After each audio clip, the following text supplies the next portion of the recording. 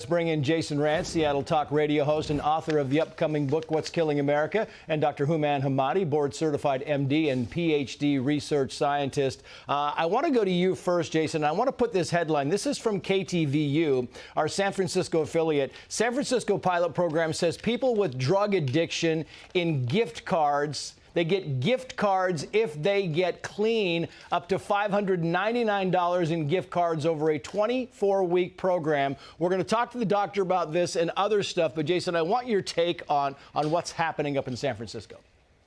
Yeah, I spent a lot of time actually looking into this called contingency management for my book, and it just doesn't work. The data does not back what they're promising, because when we're talking about this kind of scheme to get someone off of whatever their drug of choice is, usually in this case it would be meth, it doesn't actually work for the folks who are the most chronically addicted, the folks who are already out on the streets, whose lives have not been turned around. And then when you look at the data long term, it's just not there. They're not actually staying on it. So you might have some short-term gain for the folks who are not as deep into the addiction as the problem actually is on the streets. But unfortunately, that's just not the problem that we're dealing with, whether it's in San Francisco or across California, which is where this policy is going to start to spread. Yeah, and I wanted to bring up the policy with you, Dr. Houman Hemmati, because your friend, and he's been a guest on this show a couple of times, John Alley of Santa Monica, by a drug-addicted homeless person, was badly beaten, severely beaten by that homeless person. And the first report came out that he was trying to film this homeless person, but John Alley says that's not the case. He says he was filming an open-air drug market, and he got very badly hurt. Yeah, thank goodness, John. I talked to him just before the show. He's starting to heal. He's able to talk and function, but he's got a long road ahead. They broke his jaw in 2 different places. He was unconscious for 30 minutes, getting kicked in the head the entire time. But this is rampant. He was talking about the fact that you go through some of these areas in Santa Monica, Pacific Palisades, and it's just crazy how many drug-addicted homeless people there are. And they're doing nothing about it. They're handing, in Santa Monica, where this happened to John and where I live, they were handing, the city and the county go around handing out needles to people. They're not even exchanging for old needles. They're just handing out needles to addicts, doing nothing in return, doing nothing to force them to go into rehab. And it's not like these people, you could bribe them with a few dollars to get off the drugs. When you're so badly addicted to opioids, you're going to go through withdrawals if you just quit cold turkey. You have to go through a detox program that's carefully monitored by a physician. Otherwise, you could die.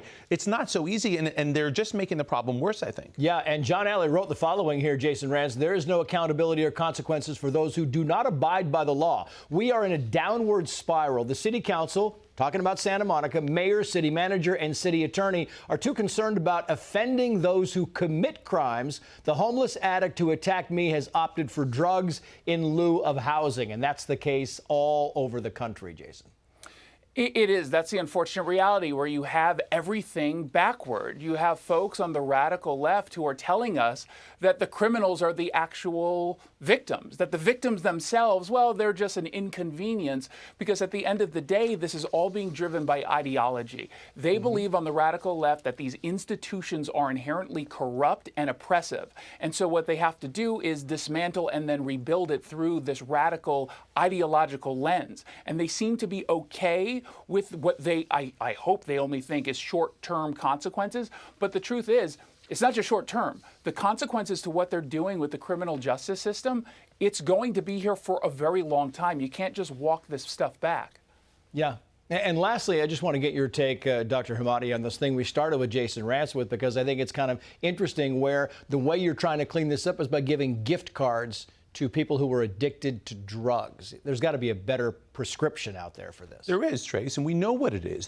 I actually worked here at the West Los Angeles VA hospital in what's called a dual diagnosis treatment program for veterans who have mental illness and drug abuse diagnoses who needed locked inpatient care, intensive, for weeks or months at a time, where they get daily therapy, where they get their medications adjusted. We have psychiatrists, social workers, all monitoring them, helping them on a regular basis. You can't just have them on the street, hand them some cash and say, okay, good luck to you. That doesn't work. We have evidence of what works, medical evidence, and they're not applying it more broadly. Yeah, it seems preposterous. It really does. Dr. Houman Hemmati, Jason Rantz, thank you both.